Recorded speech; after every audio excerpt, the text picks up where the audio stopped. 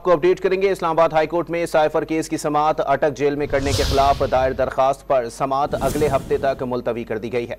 मजीद जानते हैं don news के नुमाइंदे उमर मेहताब बढ़नी से। जी उमर, अपडेट कीजिएगा।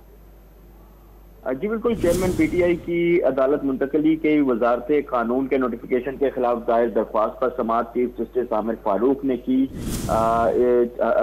चेयरमैन पीटीआई के वकील शेर अफजल मरवत अदालत में पेश हुए और मौक़िफ़ अपनाया कि हमारी दरख्वास्त पर 2 एतराज़ात आयद किए गए हैं।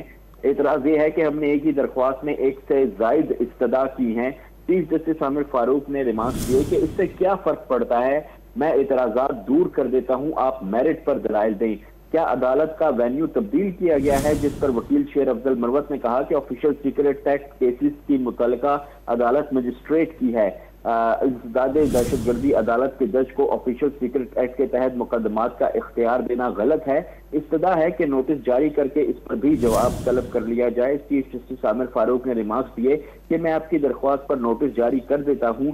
शेर अफजल मरवत ने मौक़िफ़ अपनाया कि ये जल्दी वाला मामला है तो केस आइंदा हफ्ते दोबारा मुकर्रर कर दिया जाए।